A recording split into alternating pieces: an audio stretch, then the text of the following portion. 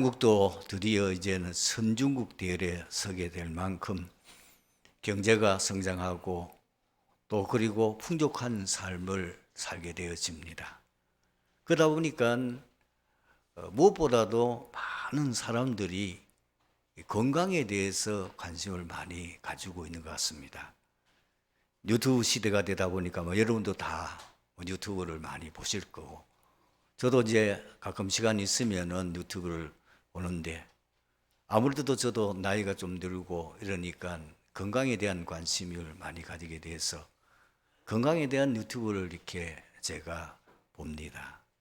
그러면은 건강에 전문한 지식을 가지고 있는 의사라든지 또 혹은 식품 또 전문가라든지 또 운동 전문가들이 나와가지고 건강하려면 이렇게 해야 됩니다. 저렇게 해야 됩니다. 얘기를 많이 합니다. 참 참고가 되고 도움이 되고 우리 건강을 유지하는 데 많은 지식을 얻게 되어져서 도움이 됩니다. 그러나 한편 이렇게 보게 되면은 실제로 100세 넘게 살고 있는 분들을 또 취재를 해가지고 그걸 유튜브에 띄운 것을 제가 보았습니다. 놀라운 건 뭐냐면은 대학 교수, 의학 박사, 식품 영양학과 박사, 그 박사들은 100세를 넘기는 사람이 별로 없습니다.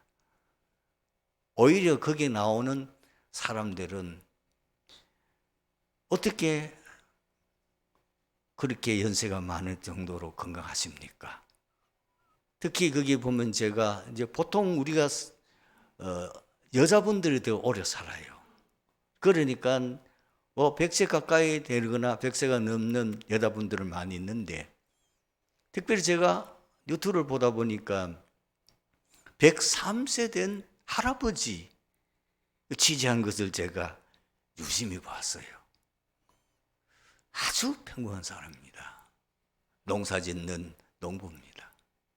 이분이 지금 어느 정도 건강하냐니까 103세인데 경운기를 몰고 밭일을 해요. 경운기를 몰고 지금 들에서 일하고 계세요.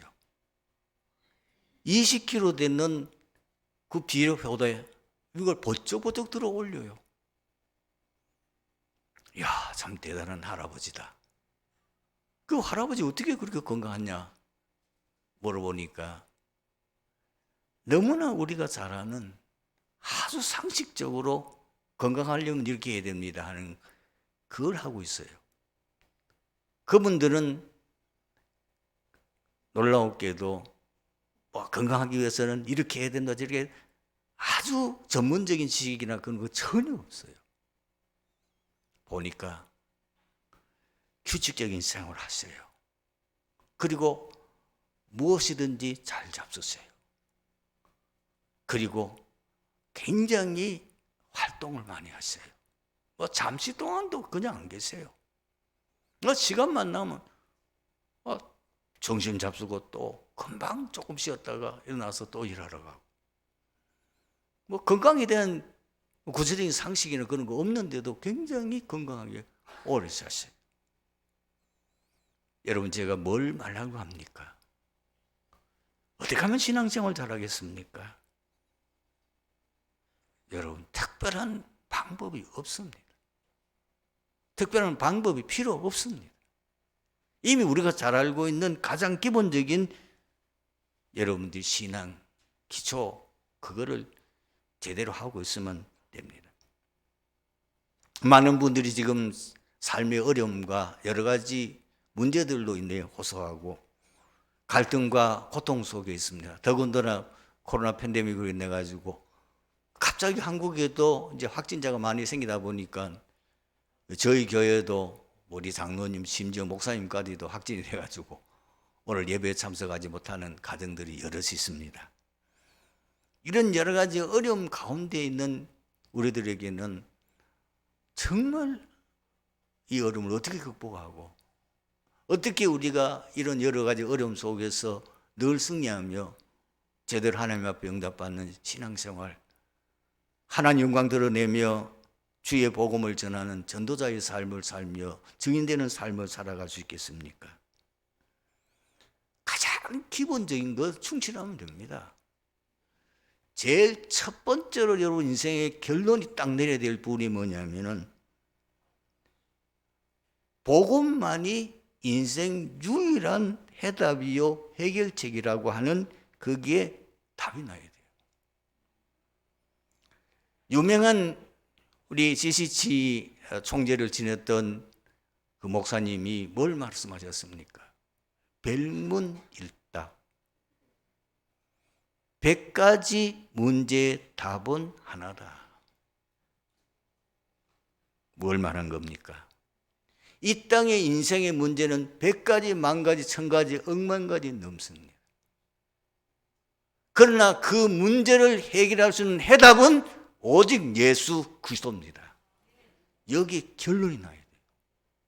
왜 그런지 인간의 근본 문제와 사단의 12가지 문제는 인간의 어떤 노력으로도 방법으로도 해결 못합니다. 하나님이 그 해결할 수 있는 방법을 주셨는데 오직 그리스도를 통해서만 해결을 하도록 하셨다고 하는 거기에 완전히 결론이 나야 돼요. 그래서 여러분의 지금 당하는 문제, 가문의 문제, 국가의 문제, 시대의 문제, 그리스도만이 답입니다. 그 그리스도를 24시 누리는 비밀을 가지면 반드시 해결됩니다. 그리스도로 하냐 인간이 세상에 누구도 해결할 수 없는 아무리 뛰어난 정치인이요 강대국이라도 과학이 아무리 발전돼도 코로나 팬데믹이 이걸 해결 못하고 있잖아요. 하나님이 허락한 재앙은 인간이 막을 수가 없습니다. 오직 그리스도야만 막을 수 있습니다. 그 그리스도만은 여러분 삶 저주 해결할 수 있습니다. 많은 분들이 내가 그리스도 믿는데요. 조금 기다려 보세요. 금방 해결되지 않을 많은 문제를 가지고 있어요. 우리 의리를 뭐라 빙상일각이라고 그러죠. 이 위에 보이는 빙산보다도 밑이 굉장히 많습니다. 지금 국가적인 문제나 개인 문제나 가문의 문제, 여러분이 고민하고 있는 그 문제는 눈에 보이는 원인만이 아닙니다. 눈에 보이지 않는 어마어마한 여러분들이 이 문제들로 구성되어 있는 거예요. 그리스도를 계속 누리는 가운데 그 근본부터 치유돼야 돼요. 근본부터 그것이 해결돼야 된다니까. 그러니까 시간이 좀 많이 걸려요. 분명한 거는 그리스도만이 삶저주, 이 사단의 12가지 문제, 이 땅에 있는 50,000가지 문제는 그리스도로만이 해결되지 다른 것은 임신방편이에요. 건강을 근본적으로 유지하려면 우리가 아는 상식선 그거를 그대로 계속하면 돼요. 제가 아까 얘기했잖아요. 건강 박사, 건강 부분에서 그렇게 병을 잘 알고 하는 의사 가운데에 100세를 넘은 사람이 별로 없어요. 뭐 이런 음식이 좋습니다. 음식에는 무슨 상극이 있습니다. 뭐 좋은 것이 있습니다. 그 말하는 그 사람 100세 못 넘겨요. 그걸 전혀 모르는 시골 할아버지가 103세인데도 지금 제가 그 건강 상태는 60대, 50대 건강을 유지하고 있다고 말이에요. 신기하잖아요. 상식적으로 알고 있는 걸 실천하고 있으니까 건강한 거예요. 굉장히 낙천적이에요. 굉장히 부지런해요. 규칙적인 생활해요. 소식해요. 그리고 자연식해요. 좋은 공기 마셔요. 그것만 하는데 103세가 넘도록 여러분 재벌이 100세 넘은 사람 본 적 있습니까? 그렇게 좋은 음식 뭐 한 쌍에 어떤 경우는 한 쌍에 1,000만 하는 여러분 식당도 있어요. 그렇게 좋은 거 잡섰는데 홍삼 그렇게 많이 잡섰고 그렇게 하는데 왜 100세를 못 넘기고 7, 80세 다 갑니까? 그 정도 아닙니다. 나중에 정신 문제, 영적 문제 심각해가지고 심지어 마약 성분의 약물을 쓰지 않으면 안 될 정도로 왜들 미쳐들어갑니까? 그리스도인이면 인생 문제 절대 해결 안 됩니다. 오직 그리스도만 계속 누리는 24시 기도의 비밀을 가지게 되면은 근본부터 치유되는 거예요. 상당한 기간이 많이 걸려요. 그러나 결국은 모든 문제 해결되는 거예요. 두 번째는 왜 살아야 되는지 삶의 이유가 분명해야 돼요. 삶의 목적이 분명해야 돼요. 우리는 세상껏 잘 먹고 잘 살고 성공하는 게 아닙니다. 우리는 오직 복음 회복, 세계 복음을 위해서 살아야 됩니다. 그 외에는 우리 인생의 살 목적과 삶의 이유가 없습니다.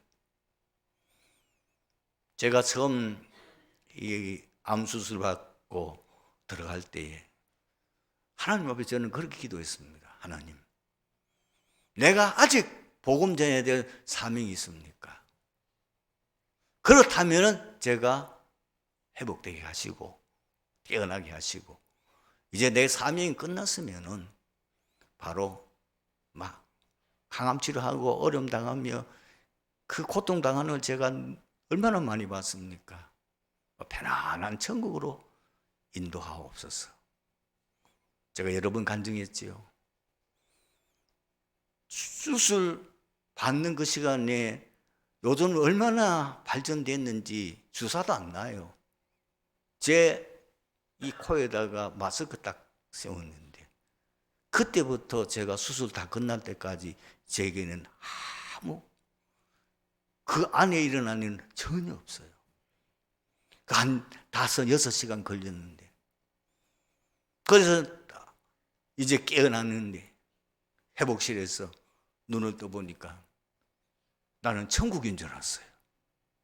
천국인가? 그래서 사람 소리가 들려. 그리고 어떤 분께서 이분은 목사님 같다. 아마 깨어나면서 무슨 말을 했던 것 같아요. 제가 그때 제가 딱 집사람에게 얘기했습니다. 나는 항암 치료 노. 왜? 난 하나님 믿으니. 내가 아직 살아야 될 이유가 복음 때문에 있다면 나는 깨어날 거야. 그럼 내가 뭐 항암 치료 받을 필요 뭐 있냐?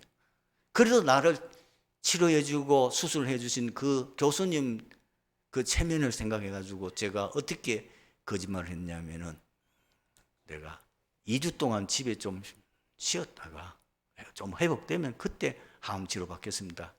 그렇게 말하고는 다시는 안 갔어요.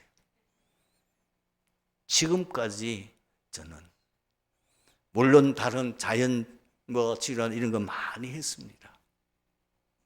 요즘 제가 다시 그때를 기억합니다. 그때를 계속 생각합니다. 내가 그때 뭐라고 하나님 앞에 기도했는지. 마음이 미워져요. 그래. 내가 아직 아침에 눈 뜨면 내가 아직 살아야 될 이유가 뭐냐? 복음 때문에 아니냐? 복음 전하는 사명 없으면 천국 가는 거지. 뭘 내가 살겠냐? 그걸 매일같이 생각합니다. 여러분 왜 삽니까? 왜 사업하십니까? 왜 직장 다니십니까? 여러분의 인생의 목표가 살아야 될 이유가 확실해야 됩니다. 복음 전하는 사명 없으면 우리의 삶은 아무 가치 없습니다. 여러분들이 뭐 대통령이 되고 장관이 되고 여러분 재벌이 되고 헛수고입니다. 그것은 하나님과 아무 상관없습니다. 그것은 아무 하나님하고는 관계없어요. 여러분들이 헛수고한 인생 살 필요 없습니다. 세 번째, 우리 인생 살면서 가장 힘드는 게요, 사람 간의 갈등입니다. 사람 만나면은 이런저런 문제 때문에 시험 들고 갈등 생기고 문제 옵니다. 너무나 내 생각하고 사람들이 달라요. 나와는 너무나 다른 부분이 많이 있어요. 그런데 그분을 늘 만나야 돼요. 그분과 늘 관계해야 돼요. 그러니까 보통 어려움이 아니죠. 보통 스트레스 받는 거 아니에요. 그거 넘어서는 거 간단합니다. 그분 말 다 수용하시고 초월하면 됩니다. 용서하시고 살리면 됩니다. 그 마음 가지고 그 중심으로 사십시오. 부부관계라도 별 수 없어요. 안 맞아요. 많은 차이점이 있어요. 뭐 이런저런 말 들어, 어떤 상처받은 말도 들어요. 수용하고 초월, 그리고 용서, 살리는 거예요. 그러면 사람 때문에 여러분들이 시험 들 일이나 그것 때문에 스트레스 받거나 그것 때문에 문제 생길 거 없습니다. 나는 인생 목표 정해졌어요. 내 언약 분명해요. 그리스도 세계복음화 외에는 없어요. 그렇다면 뭐 사람 관계 왜 붙일 수 없을까요? 살리라는 거 아니에요. 그 사람 복음 전하는 거 아니에요. 그리고 여러분 문제, 갈등 위기입니까? 상관없습니다. 여러분 응답 아닙니다. 속지 마십시오. 우응답 아닙니다. 반드시 응답 옵니다. 거기에 흔들리지 마세요. 우리가 인생 사는 동안에는 많은 산과 바다와 강을 건너야 됩니다. 그거는 언약의 여정입니다. 그것은 우리가 가야 될 과정입니다. 세계복음화 속에 우리가 반드시 넘어야 될 과정입니다. 문제될 거 없습니다. 상관할 것 없습니다. 오직 여러분들은 항상 고백하고 항상 붙잡아야 돼요. 특히 문제, 사건, 어려움 왔을 때에 로마서 8장 28절입니다. 하나님을 사랑하는 자, 곧 그 뜻대로 부르심을 입은 자들에게는 모든 것이 합력하여 선을 이루느니라. 여러분, 하나님 주신 우리에게 최고 축복이 뭔지 압니까? 하나님이 나와 함께 하는 겁니다. 하나님 우리와 함께 하시는 것입니다. 그것이 최고의 응답이요, 최고의 축복이요. 여러분 뭐를 응답으로 생각하십니까? 하나님의 인도 받는 것이 응답입니다. 여러분 말하는 그건 응답 아닙니다. 그거는 과정입니다. 미안하지만 내가 하나님의 인도를 받고 말씀에 따라서 인도받는 그것이 응답이에요. 본문은 예수님께서 유대 지도자들을 교훈하기 위해 주신 세 비유 중에 세 번째 비유입니다. 당시 유대인들에게는 왕의 혼인잔치와 예복에 관한 이야기가 두루 알려져 있었다고 합니다. 아마도 예수님께서는 그처럼 익히 알려졌던 이야기에 적절히 살을 붙여 당신이 의도하셨던 교훈을 효과적으로 전달하고자 했던 것 같습니다. 혼인잔치는 예수님의 임금님의 아들을 위한 것이니 메시아 잔치를 암시하는 말임에 틀림없습니다. 나가서 천국 복음의 초청을 소재로 한 비유임에 틀림이 없습니다. 오늘 저는 이 말씀을 복음을 전하는 전도의 비유로 생각하고 말씀을 전하기를 원합니다. 여러분 현장에서 복음 전할 때에 복음을 거부하는 사람이 있음을 기억하셔야 됩니다. 오늘 본문의 3절에서 6절에 보면은 세 종류의 사람이 나옵니다. 여러분들이 현장에서 복음을 전하며 시험 들지 않고 그것 때문에 낙심하지 않고 그것 때문에 여러분들이 힘들다는 이런 소리를 안 하려고 하면은 반드시 복음을 전하면 거부하는 세 종류의 사람인데 본질적으로 복음을 싫어하는 사람이 있습니다. 그걸 여러분들이 정상이라고 보면 됩니다. 그리고 복음을 전하는데 오늘 보면 이게 돌아보지도 않았다고 그랬어요. 사람이 말하면 돌아봐야 될 거 아니에요. 뭐 대꾸라도 해야 될 거 아니에요. 전혀 무관심하고 오직 세상 것에만 열심히 있는 사람들이 있습니다. 그런가 하면은 복음을 전하는 자들을 핍박하고 박해하는 사람들이 있습니다.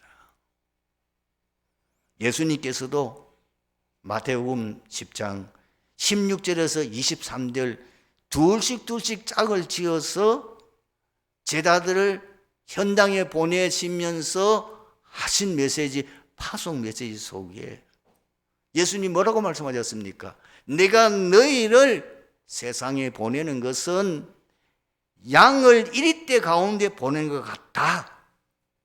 너희들이 이 복음 때문에 나중에 총독들과 임금들 앞에서 미움을 받고 박해를 받고 거기서 재판을 받게 될 것이며 가는 곳마다 너희들이 핍박을 받게 될 것이다 라고 말씀했습니다. 성도 여러분, 당연합니다. 여러분들이 현장에서 복음 전하면 거부하는 거 당연합니다. 관심 없는 거 당연합니다. 핍박 없는 거 당연합니다. 왜 그렇지요? 모든 사람들은 이미 영적으로 죽었어요. 하나님을 알 수 없어요. 말씀 들을 수 없어요. 그런데다가 완전히 사탄의 12가지 문제 속에 딱 잡혀 있어요. 그 함정 올무 틀에 묶여 있어요. 스스로는 복음을 알아들을 수 없어요. 복음을 싫어하는 거 당연해요. 하나님의 은혜 아니면 이 복음을 알 수가 없어요. 관심을 가질 수 없어요. 두 번째로 우리가 현장에서 복음 전하면서 우리 마음에 담고 있어야 될 게 뭐냐? 천국 복음의 초청에는 차별이 없습니다. 오늘 본문 9절에서 10절 말씀이 어떻게 되어 있습니까? 네 거리에 가서 사람을 만난 대로 혼인잔치에 정하여 오라 한데 종들이 나가서 어떻게 하면 악한 자, 선한 자 만나는 대로 다 데려오니 혼인잔치집에 손님들이 가득하더라. 유대인들은 착각했습니다. 자기들만 선민이라고. 이방인들이 복음 전할 생각 아예 하지 않았어요. 이방인들은 다 자기의 종이나 되고 멸망받을 자신 줄 알았습니다. 아닙니다. 심지어 신자들도 틀린 생각합니다. 육신적이고 세속적인 기준을 가지고 사람을 차별합니다. 지금도 이 세상의 가장 선진국이라고 미국의 인종차별은 계속되고 있습니다. 세계 선진국인 유럽에 가보세요. 동양인들, 흑인들을 사람 취급 안 합니다. 그리고 성별의 차별도 지금도 있습니다. 과거는 말할 것도 없고, 그리고 신분의 차, 성경 기록되어 있을 당시에는 여기에 분명히 종의 계급도 있고 노예 계급도 있었기 때문에 지금도 이 신분의 차별은 계속됩니다. 심지어 교회 안에는 가진 자와 없는 자의 차별도 굉장히 심합니다. 야고보서를 쓴 그 가장 중요한 의도 중에 하나가 뭐냐면은 이런 문제들을 성도들에게 책망하고 바로 잡으려는 거예요. 야고보서 2장 1절에서 9절 말씀 보십시오. 초대 교회도 돈 있는 사람 앞에 부자에게는 아부하고 가난한 자를 천대하는 그런 일들이 있어서 그걸 책망하는 내용이 나와 있습니다. 그러나 성경과 하나님의 말씀과 예수님의 가르침에는 전혀 그런 차별이 없다는 사실입니다. 창세기 12장 3절에 하나님께서 아브라함에게 이렇게 말씀하셨습니다. 모든 족속이 너로 말미암아 복을 받으리라. 예수님의 부활하시고 승천하시기 전에 주신 메시지가 무엇입니까? 너희는 모든 족속으로 제자 삼아라. 온 천하단위 만민에게 복음을 전파해라. 땅끝까지 이르러 내 증인이 되리라. 그리고 초대교회도 마찬가지. 골로새서 3장 11절에 보면은 사도 바울이 골로새 교회 편지를 보내면서 이렇게 말합니다. 거기에는 헬라인이나 유대인이나 할례파나 무할례파나 야만인이나 스구디아인이나 종이나 자유자나 차별이 있을 수 없나니. 여러분, 천국 복음의 초청에는 차별이 없습니다. 세 번째로 기억하셔야 될 건 뭐냐? 단 이 천국 복음 그 잔치에 초청받을 수 있는 사람은 예복을 입어야 된다는 겁니다. 오늘 본문에 보십시오. 이제 잔치집 손님들이 가득 차 있으니까 종들이 가서 임금에게 말하겠지요. 준비가 되었습니다. 와보니까 예복을 입지 않고 거기에 잔치에 참여하는 사람이 있습니다. 여러분, 오늘 이 말씀은 유대 사회의 문화를 지금 가지고 비유한 겁니다. 왕의 잔치에는 반드시 예복을 입고 와야만 참여할 수 있습니다. 염두에 두셔야 돼요. 여러분, 이걸 가지고 특히 우리 교회 중직자들이나 학원 훈련 많이 받고 특히 복음 전하고 여러분들이 교회 중요한 일을 감당하면서 여러분들이 제대로 헌신해야 될 부분이 뭐냐면 눈에 보이지 않는 교회 안에 빈 곳이 있다고 말합니다. 어떤 사람입니까? 이 교회 다니는데도 왜 이 천국 복음에 말하면은 이 천국에 못 들어가느냐는 거예요. 교회만 다니는 사람이 있어요. 많습니다. 복음도 모르고 그냥 교회 다녀.